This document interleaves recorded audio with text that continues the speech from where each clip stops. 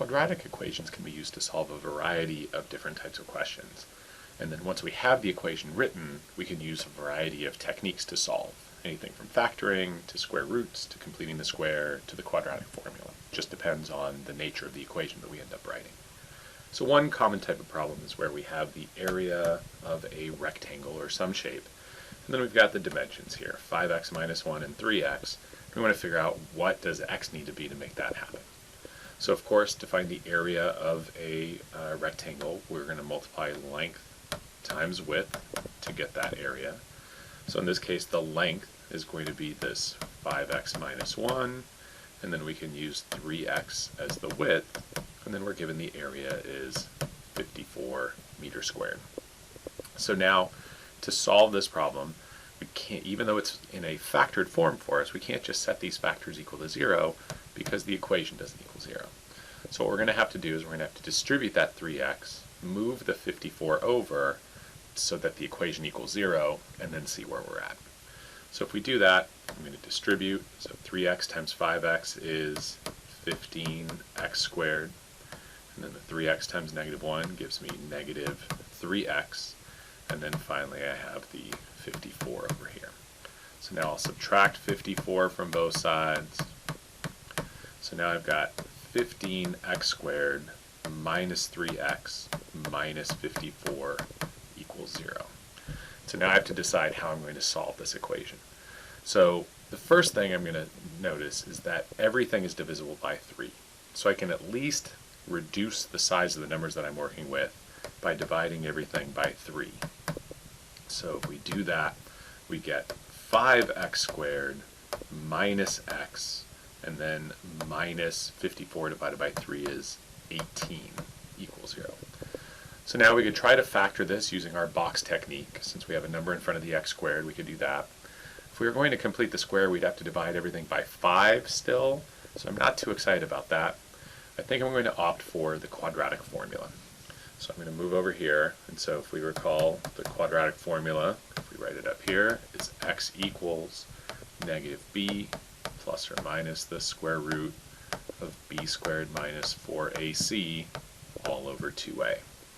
So if we apply it to this equation here, negative b, so this is a negative 1 in front of the x, so negative negative 1 becomes 1, plus or minus the square root of b squared, so again b is negative 1, so negative 1 squared minus 4 times a, which is 5, times c, which is negative 18. So just extend everything there.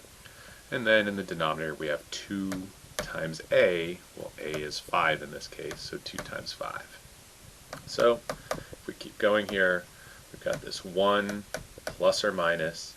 Now underneath the square root symbol, that part that's the discriminant, I've got this negative 1 squared, so that's going to give me 1. And then that's going to be negative 4 times 5 times negative 18. So I'm going to get a positive, and then 4 times 5 is 20, and then 20 times 18 is going to be 360.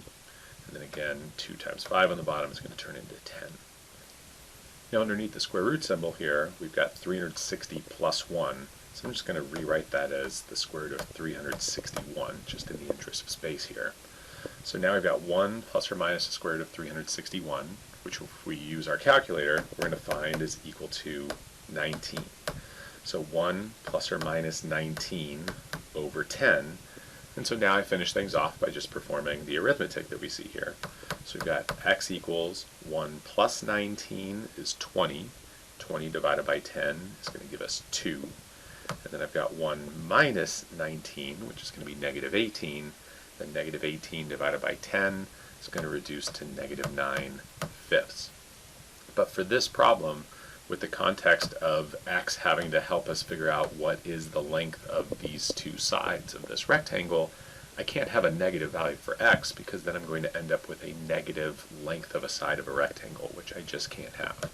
So I'm going to throw this away, and so then to make this problem work, I get x equals 2. In the next one we have another area problem, but the thing that we're solving for is a little bit different. So in the original problem it describes that we have this rectangular garden that is 8 by 5. So this is the original space here. And so we're going to put a border around it, a pathway that has a width of x. We don't know what that width is going to be. So that's what we see here. So this here is x, this here is x, and that would be the same everywhere else. So it's x in all directions as we work our way around.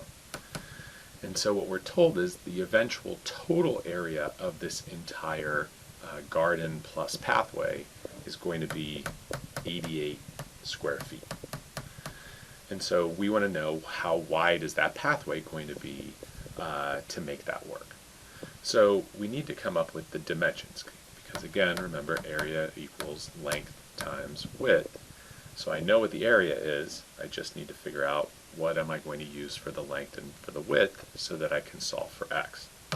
So in this horizontal direction, we'll call this our length, we can see that we've got this 8 feet right here, and then we've got an x over here and an x over here.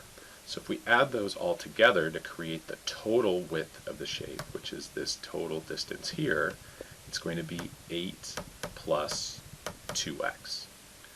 And then in the vertical direction, we've got a very similar circumstance. So this right here is going to be 5, just like it is on the other side.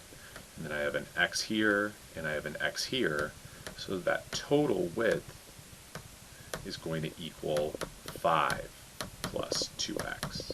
Make sure that looks like a 5. So now I've got my length, I've got my width, I can plug those in for L and W in my area formula. I know my area is 88, and so now I can work on solving for x. So if we write down our equation, it's going to be length 8 plus 2x times width 5 plus 2x is equal to the area, which is 88. So just like on the previous question, even though we got here a little bit differently, now I have to FOIL those two binomials and then subtract the 88 over. I can't just set those factors equal to 0 because this doesn't equal 0. So I multiply 8 times 5, I get 40. 8 times 2x is 16x. 2x times 5 is 10x. And then finally 2x times 2x gives me 4x squared. And then we still equal 88 on the other side. So now I'm going to gather everything on that left-hand side. I'm going to gather my like terms, and I'm going to rewrite it with the x squared piece coming first. So that's going to be 4x squared. Here are my like terms, 16x and 10x gives me 26x. And then finally I've got this plus 40, and then we still equal 88 on the other side. And so now to make it to a point where I'm going to be able to solve this equation, I've got to subtract 88 from both sides, so it equals 0 on this right-hand side. So we end up with 4x squared plus 26x, and then 40 minus 88 gives us negative 48, and then that equals 0. Now, just like I did in the previous problem, I can see that everything here is divisible by 2. I wish it was 4. That would make my life a lot easier, but 26 unfortunately is not divisible by 4. But I will go ahead and divide by 2 so that all of my numbers are just a little bit smaller. So I'm going to end up with 2x squared plus 13x and then minus 24 equals 0. So now I have some options as to how I approach solving it. Factoring, I could try using my box technique, but I'm again going to go to the quadratic formula here. So I'm going to move to the side here. I've got x equals, so negative b, so my b value, this was a 13, so it's going to be negative 13. Struggling to make those 3s. Let's try that again. So negative 13 plus or minus the square root of, so it's going to be 13 squared, so that's 169. We can do that on a calculator, or hopefully we know that, minus 4 times times 2, that's our a value, times negative 24. So we've got 4 times a times c there, and then in the denominator it's 2 times a, so 2 times 2. So cleaning this up a little bit, we get x equals, so we still have negative 13 plus or minus the square root of, so we still have this 169, and then minus negative 4 times 2 times negative 24 is going to give us a positive 192, and then that's all over 4. So if I kind of move over to here, I'm getting x equals, so I still have that negative 13 plus or minus the square root of, now if we add 169 plus 192, we get 361, which is hopefully a familiar number from the last problem. Then we're still all over 4. So then we get x equals negative 13 plus or minus the square root of 361 is 19, all over 4. So now we just have to perform this arithmetic to close things out. So we get x equals, so negative 13 plus 19 is going to be 6 over 4, which reduces to 3 over 2, or we could write that as 1.5, since we're trying to figure out what x is, what the width of this pathway is going to be. Probably writing it as a decimal or even like a mixed number would be better. And then the other solution that we get is negative 13 minus 19, which is negative 32, and then over 4.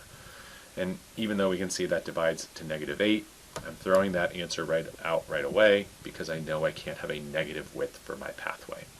So for my final answer here, I'm going to say that the pathway is 1.5 feet wide. So again, this area problem is another example of how we can use a quadratic equation, an equation that ultimately has an x squared in it, and then use the quadratic formula to solve that equation to come up with a solution.